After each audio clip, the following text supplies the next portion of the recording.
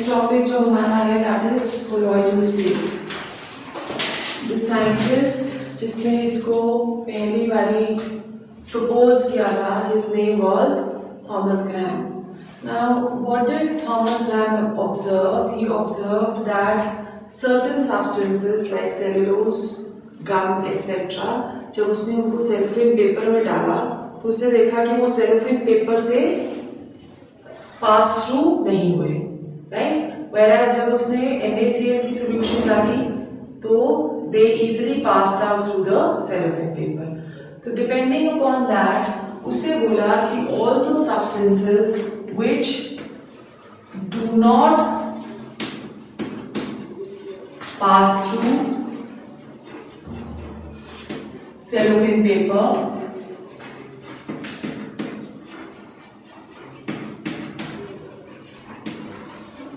they were known as colloids. They were known as colloids. Whereas all those which passed through cellophane paper, they were known as crystalloids. Now the word colloids that comes from a Greek word cola, which means तो उसने बोला कि जो colloids है उनका particle size शायद crystalloid से ज्यादा है। Crystalloids were basically solutions of salts in water, salt in water. So he said that colloids they were larger particles. जब भी हम उनको वाटर के अंदर डालते हैं तो वो गम की तरह या थिक पार्टिकल्स की तरह बिहेव करने लग जाते हैं। व्हेयरएज क्रिस्टलॉइड्स जो है उसपे कोई भी फर्क नहीं पड़ता when we are dissolving it in water, therefore crystalloids पास हो जाते हैं पार्चमेंट मेम्ब्रेन से या सेलोफेन पेपर से, whereas colloids जो है वो पास नहीं होते, right? An example which we can take over here for colloids, we can say that for example gum, starch, proteins, all these they are examples of colloids. You must have seen when rice is made तो उसमें से जो पानी निकलता है that is a little thick, और अगर उसको स्टैंड होने दें थोड़ी देर की तरह तो वो बहुत ही ज्यादा थिकन हो जाता है। So that is what starch is, okay? और अगर आप पास करने की कोशिश करोगे उसको through a cellophane paper, it will not pass, it will remain as it is. Later on it was observed कि अगर हम starch, proteins या gum को वाटर में डिसॉल्व करने की बजाय हम इनको डिसॉल्व करें in organic solvents. Organic solvents कौन से हुए? If we are dissolving them in organic solvents like CCl4, benzene, carbon disulphide, अगर उसमें डिसॉल्व करते हैं तो ये सारे के सारे कोलॉइड्स जो है they start behaving like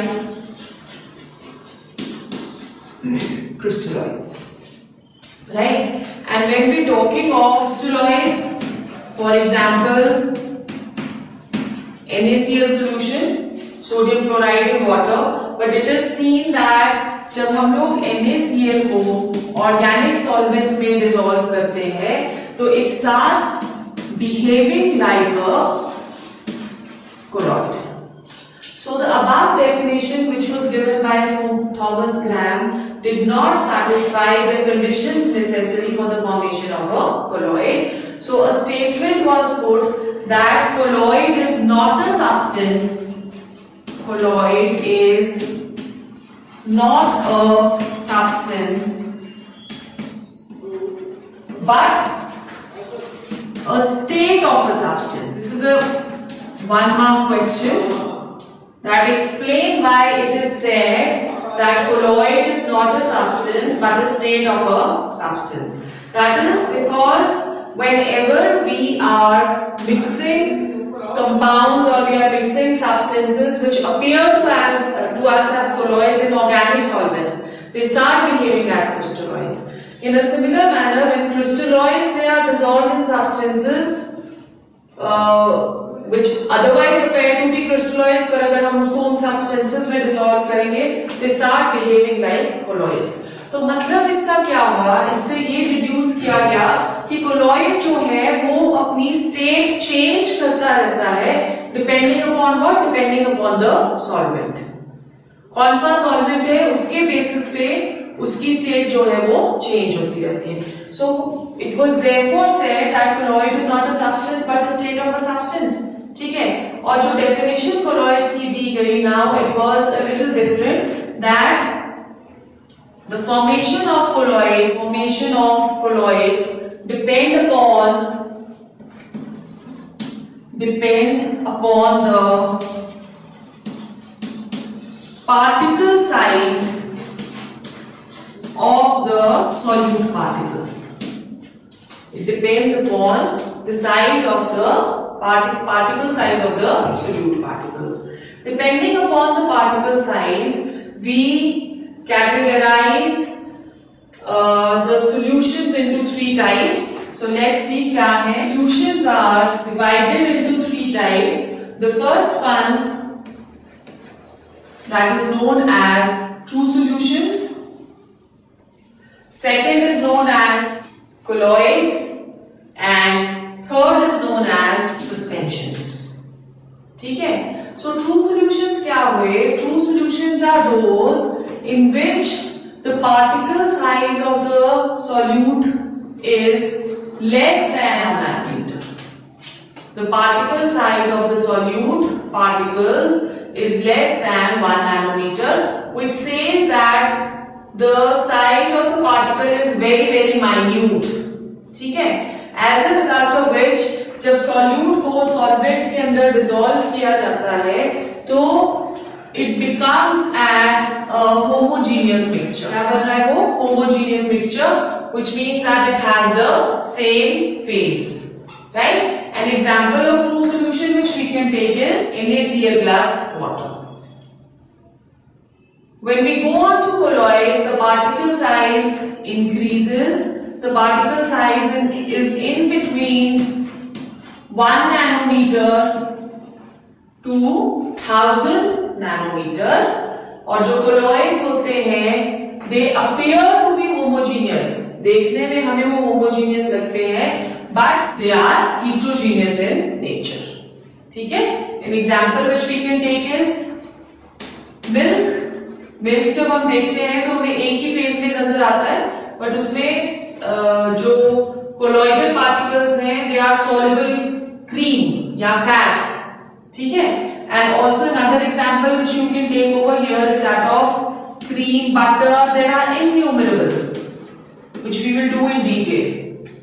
So colloids में the particle size is in between 1 to 1000 और it appears to be homogeneous, but होता क्या है? It is heterogeneous. फिर उसके बाद suspensions में the size is larger than 1 nanometer और suspensions भी heterogeneous होते हैं. Suspensions are also heterogeneous in nature. ठीक है, क्लियर हो गया? एग्जाम्पल क्या ले सकते हैं? Sand plus water. सो आप सैंड को जब पानी के अंदर डिसॉल्व करते हो, कोशिश करते हो, तो क्या वो डिसॉल्व होती है? वो नहीं होती, वो धीरे धीरे सेटल होने लग जाती है. तो सस्पेंशन आप देख सकते हो, उसको सैंड पार्टिकल्स को अलग देख सकते हो और वाटर को आप अलग देख सकते हो, दोनों फेसेस को सेपरेट कर सकते हैं. तो that is suspension. Another differences अगर हम लोग देखें तो the next difference between all these three is कि true solutions जो है the suspended particles they pass through filter paper, ordinary filter paper, and also parchment membrane. Pass through filter paper and also parchment membrane. Whereas जो colloids होते हैं they pass through filter paper but cannot pass through parchment membrane. ठीक है, और जो suspensions होते हैं वो ना ही filter paper से पास होते हैं, they neither pass through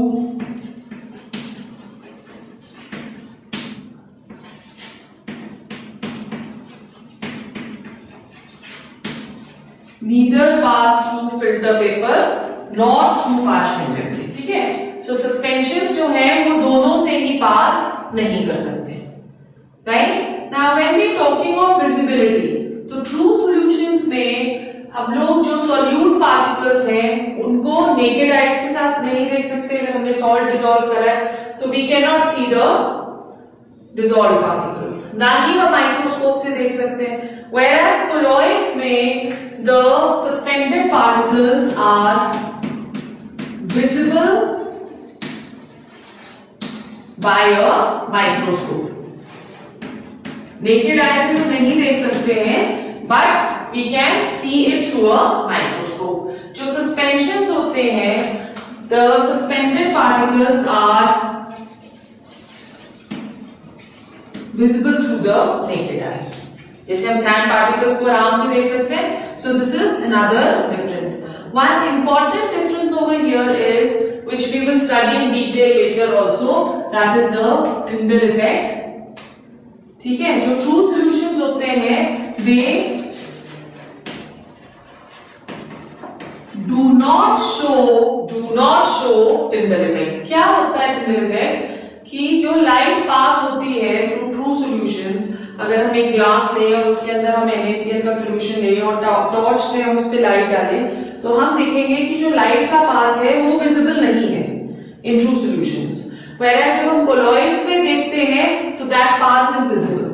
So this shows Tyndall effect and suspensions also show Tyndall effect. That means कि जो Tyndall effect है वो कौन शो कर रहा है? All those which have a bigger particle size. So Tyndall effect is nothing but it is the scattering of light. तो अगर मिल्क लेते हैं हमें किसी भी ग्लास में और लाइट पास करने की कोशिश करते हैं तो हम देखते हैं कि उस लाइट का जो पाथ है that is visible. ठीक है, so Tyndall effect is generally shown by a bigger particle size. क्योंकि ट्रू सॉल्यूशंस का पार्टिकल साइज बहुत ही छोटा है तो वो Tyndall effect नहीं शो करता. सिमिलरली जैसे Tyndall effect पार्टिकल साइज के ऊपर डिपेंड करता है, उसी तरह से एक और क्या बोलते हैं उसको इफेक्ट होता है which is known as Brownian movement. So जो ट्रू सॉल्यूशंस होती हैं they do not show Brownian movement. Brownian movement is the zigzag path जो कि सस्पेंडेड पार्टिकल्स अटेन करते हैं. तो इस पे जो particle size is very very small, तो it is not able to show Brownian movement. जो कोलॉइडल सॉल्यूशंस होते हैं they show Brownian movement, whereas suspensions का अगर पार्टिकल साइज छोटा है they may show, पर अगर पार्टिकल साइज बहुत बड़ा है तो then they will also not show the Brownian movement, right? अब amongst all these three हमने true solutions already पढ़ लिए. Suspensions में हमें कोई ज्यादा इंटरेस्ट नहीं. In this chapter we are going to concentrate on colloids, right? So let's go on to the study of colloids so let's go on to colloids. When we go to study the colloids consists of two different phases. क्योंकि हम बोल रहे हैं कि colloids क्या हैं? They are heterogeneous in nature. So colloids के पास दो different phases हैं. One which is known as the dispersed phase and the other one which is known as the dispersion medium. Okay?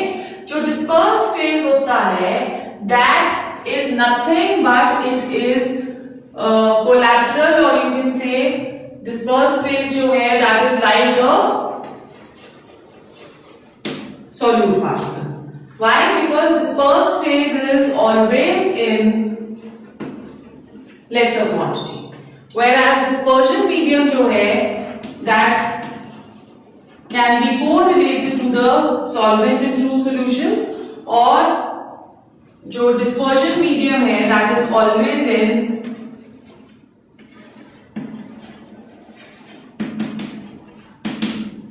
greater quantity, right? Now when we are going to do the classification of colloids, they are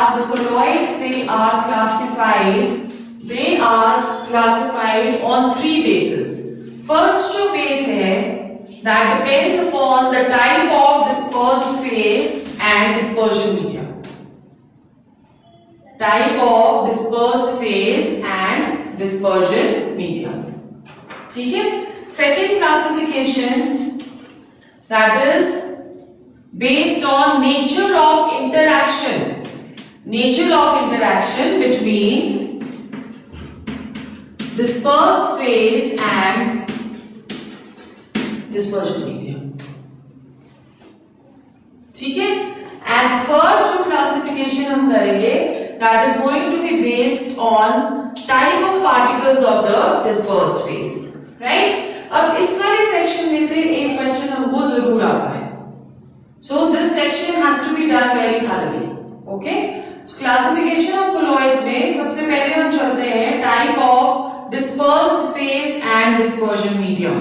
Dispersed phase and dispersion medium solid, liquid और gas में से किसी भी तरह का हो सकता है. So we are going to start with the first classification. एक टेबल सा बनाते हैं. फर्स्ट में हम लिखेंगे dispersed phase, dispersion medium, type of colloid and example. Right? So first dispersed phase, let's say कि हमने dispersed phase ले लिया है solid. Dispersion medium भी solid. The colloid that is known as solid sol. Colloid is known as solid sol. Example इसका क्या आएगा? Alloys. All alloys they come under this category. फिर जो जेमस्टोन्स हम पहनते हैं जैसे पुखराज वगैरह पहनते हैं ना, कोई पंडित बताते हैं कि पुखराज पहनना है येलो कलर स्टोन, या कैल्साइट पहनना है व्हाइट कलर स्टोन, रूबी और कौन कौन से होते हैं, एमरल्ड, जितने भी जेमस्टोन्स होते हैं वो सारे इसी कैटेगरी के अंदर आते हैं. Ruby is red colour, emerald is green and garnet is blue, right? So सारे जेमस्टोन्स. फिर यू मस्ट हैव सीन कि कहीं कहीं पुरानी बिल्डिंग्स में या बहुत खूबसूरत होटल्स वगैरह में कलर्ड ग्लासेस लगाए होते हैं. वो जो कलर्ड ग्लासेस हैं they also come under solid sols, right? In the second case we are going to change the dispersion medium. The dispersion medium that is changed to liquid. This is known as colloid is known as sol. Paints इस category के अंदर आते हैं.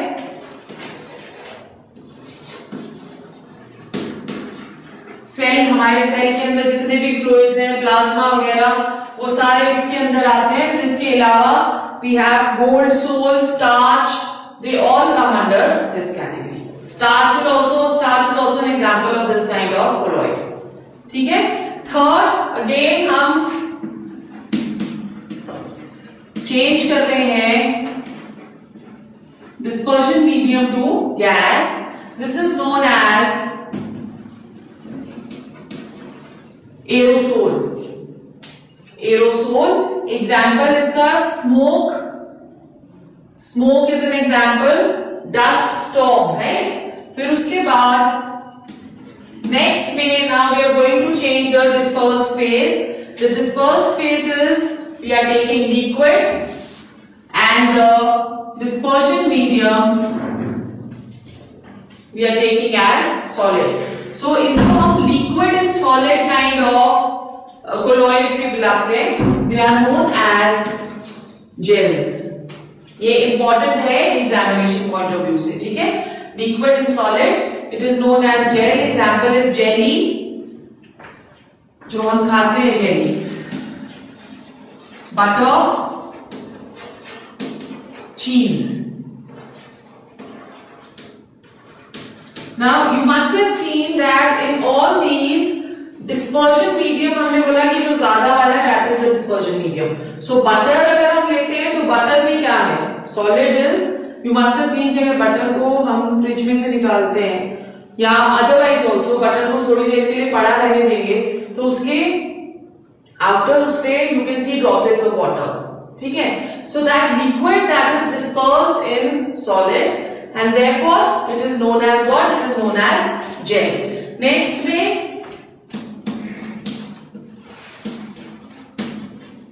we are changing the dispersion medium to liquid. This is again an important colloid from examination point of view. It is known as emulsion. And the best example, the most common example that we have,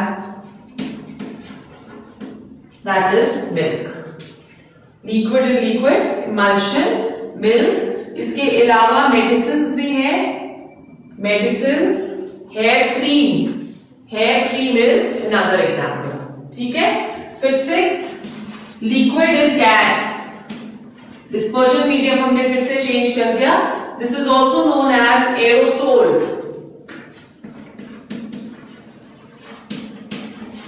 इसके examples हैं fog, mist. आप देखते हो ना mist, अभी जैसे आजकल rainy season में मिस्ट क्या होती है? All the time moisture is there in the atmosphere. तो मॉर्निंग में जब आप उठते हो, चाहे रात को बारिश नहीं भी हुई है, तो ग्लासेस, अगर आपके विंडो के ग्लासेस हैं, उस विंडो के ग्लासेस के ऊपर पानी पानी नजर आने लग जाता है. Droplets of water can be seen. That is due to the humidity which is present in the air. और एक और बड़ा कॉमन एग्जाम्पल जिसके बारे में आपको पता है, गांव से आए हैं, अभी तो स्प्रे होनी शुरू हो गई है ना, कि खत्म हो गई है? एप्पल के ट्रीज पे हो नहीं रही अभी, कि बेच दिए सेब, बेच दिए? अच्छा, चलो, जब भी होती है. सो इंसेक्टिसाइड स्प्रे जो है, that is another example. The next is gas in solid. Gas in solid, this is known as solid stone. Example of this is pumice stone. क्या होता है pumice stone? It's a red color stone which is used as a foot scrubber. ठीक है? और foam rubber जिसके mattresses बनते हैं, that is also an example of this. Foam rubber. Then the last one is gas in liquid. This is known as foam. Example, soap lather. और जो cake के ऊपर क्रीम्स होती हैं, whipped cream से हम बुलाते हैं soap lather and whipped cream. Right? So ये 1 मार्क का क्वेश्चन आता है. या तो आ सकता है कि what is a gel, या आ सकता है कि what is the colloid in which liquid is suspended in solid called. Give examples. So इस तरह के क्वेश्चन आ सकते हैं. इसमें से सारे फर्स्ट वाले सेक्शन में आएंगे 1 मार्क के क्वेश्चन. ठीक है. So this is an important part. Okay.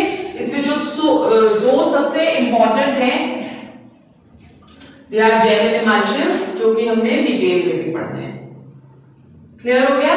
Then we go on to the second type of classification, nature of interaction between dispersed phase and dispersion medium. Second classification, nature of interaction between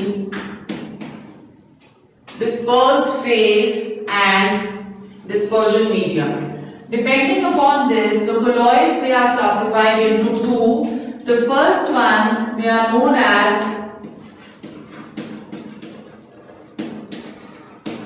Liofilic colloids.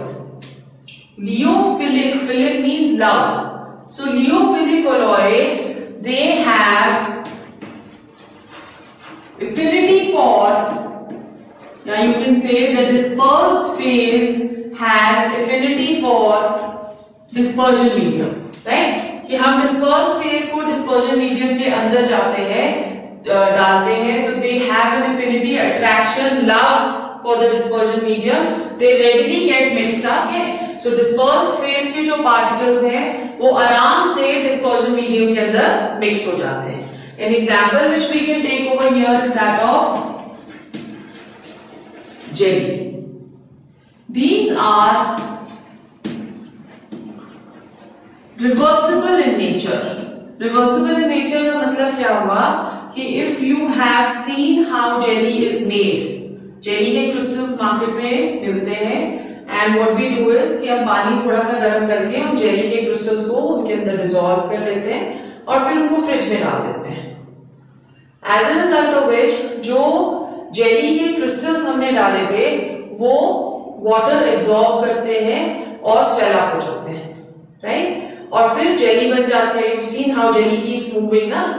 उसके बाद अगर हम उस jelly को बाहर पड़े रहने देंगे, कूलिंग टेम्परेचर पे नहीं लाते हैं बट रूम टेम्परेचर पे ले आते हैं, तो we can see only red water या whatever colour jelly was trying to make, सिर्फ हमें कलर्ड वाटर ही नजर आता है।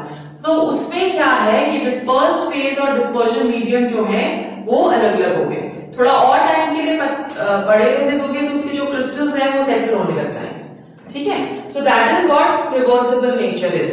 Then lyophilic, they have the property of inhibition. Inhibition is swelling up on absorbing water. If the dispersed medium या dispersion medium, that is water, these colloids they are given another name, इनको हम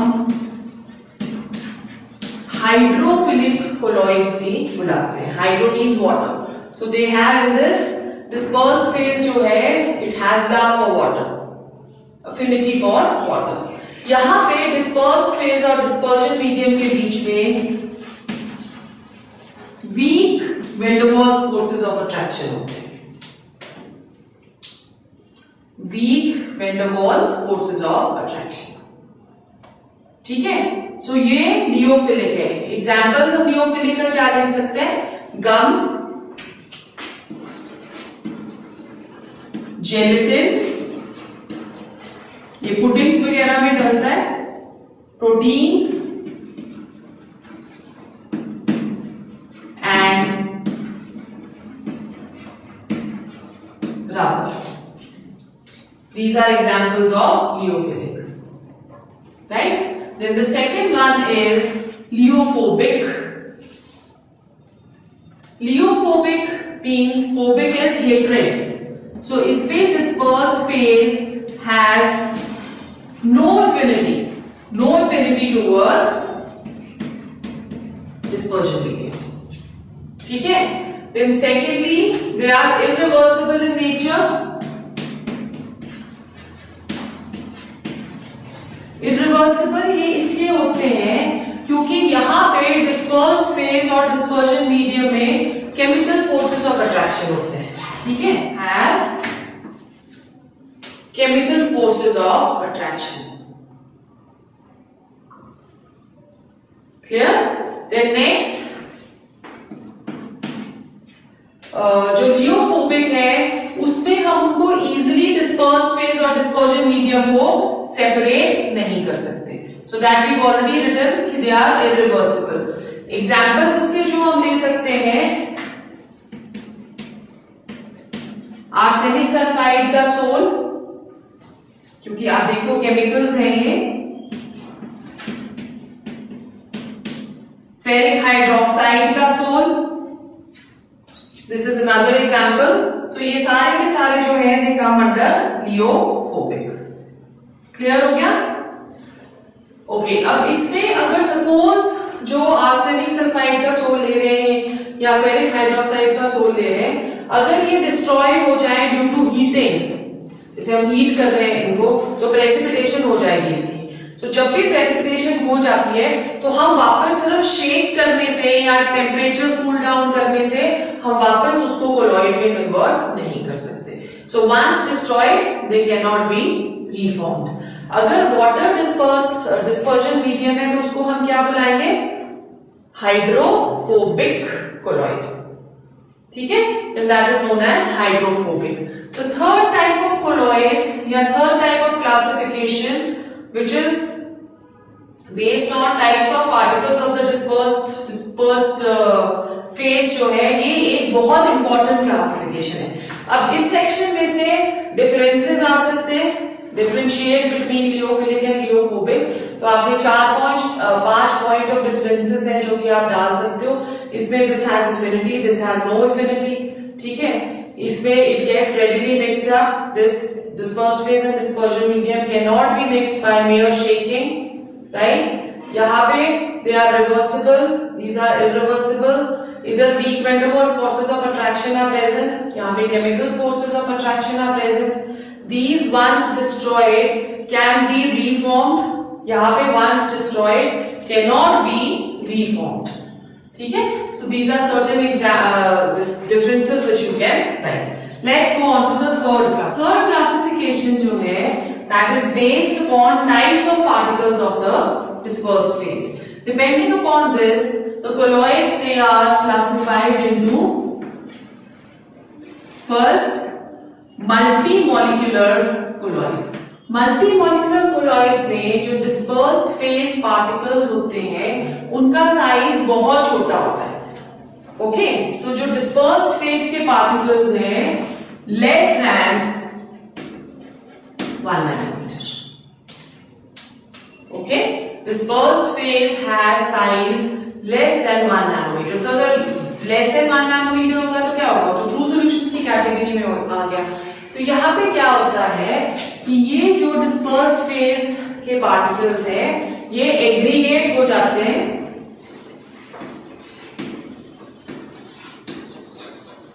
aggregate का मतलब they come closer to each other, they exist in groups. Okay, तो जब ये aggregate होंगे तो साइज जो है size comes in the range of 1 nanometer to 1000 nanometer, right? तो अगर size in between 1001 to 1000 nanometers आ जाएगा तो that is compatible with the colloidal particle range. तो ये जो है they start behaving like colloids. Example multimolecular colloids का क्या है? Sulfur का sol S8 and also gold sol, right? So multimolecular में क्या आ रहा है, हो रहा है कि जो डिस्पर्स्ड फेज के पार्टिकल्स हैं उनका साइज लेस देन 1 नैनोमीटर है, पर वो इकट्ठे हो जाते हैं, एग्रीगेट हो जाते हैं और साइज जो है वो इन बिटवीन 1 to 1000 नैनोमीटर आ जाता है और वो बिहेव करने लग जाते हैं as colloids, right? The second type is macromolecular colloids. Macromolecular colloids. Macromolecular colloids में the particle size is already big, so they have big size molecules, right? They have big size molecules. जो macromolecules होते हैं जब भी हम इसे डिसोल्यूट करेंगे या डिसॉल्व करेंगे in dispersed phase, the size becomes in between 1 to 1000 nanometer. तो वो खुद से ही कोलॉइड्स की तरह बिहेव करते हैं. एग्जाम्पल्स मैक्रोमोलिकुलर कोलॉइड्स के सेल्यूलोज, स्टार्च और क्या एग्जाम्पल ले सकते हैं हम? Proteins, polymers. ठीक है, ये सारे के सारे मैक्रोमोलिकुलर कोलॉइड्स के अंडर आते हैं. अब जो इनके सॉल्यूशंस हैं या कोलॉइड्स हैं ये काफी स्टेबल होते हैं and they can not be easily separated into dispersed phase and dispersion medium. The third type is very very important. They are known as associated colloid. इसी के अंदर आता है third type of colloid under the third category that is known as associated colloids. क्या होते हैं associated colloids? हम बोलते हैं कि those colloids which behave as normal electrolytes at low concentration, which behave as normal electrolytes at low concentration but as colloids at higher concentration. ठीक है? Which behave as normal electrolytes at low concentration but as colloids at higher concentrations, उनको हम associated colloids बोलते हैं. जो associated colloids होते हैं concentrated solution में they behave as micelles, right? So higher concentration में they behave as micelles. क्या होते हैं micelles? they are cluster or aggregated particles which have size in between 1 to 1000 nanometers and are formed by association of colloids in solution. ठीक है, उन्हें हम क्या बुलाते हैं? They are known as micelles. Okay, अब मिसाइल्स बनाने के लिए एक पर्टिकुलर टेम्परेचर की जरूरत होती है which is represented as TK and it is known as Crafts temperature. ठीक है, so Crafts temperature क्या हुआ? It is the temperature at which micelle formation begins, right? और उसके लिए एक पर्टिकुलर कॉन्सेंट्रेशन की भी जरूरत होती है which is known as CMC, critical micellization concentration. Critical micellization concentration, right?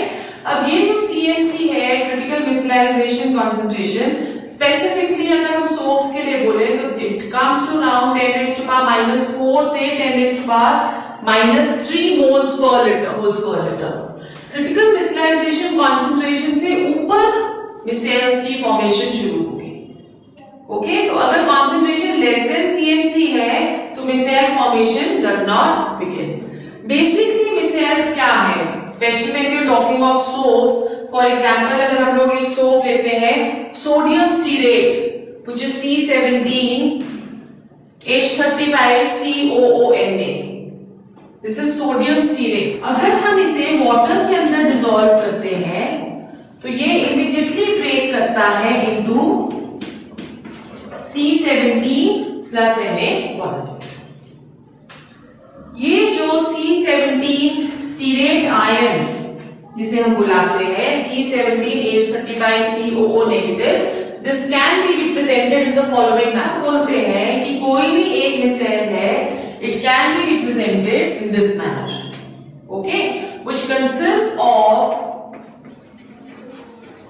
a polar head and a non-polar tail. The non-polar tail is a long chain which consists of C17 H35 attached to the polar head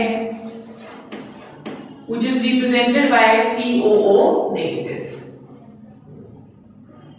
ठीक है, अब जो non polar tail है, this is hydrophobic in nature. Hydrophobic का मतलब it is water hating. ठीक है, so hydrophobic का मतलब it is water hating, whereas the polar head that is hydrophilic in nature मतलब water loving. इसी के बेसिस पे क्लेंजिंग एक्शन जो है सोप का वो हम कल एक्सप्लेन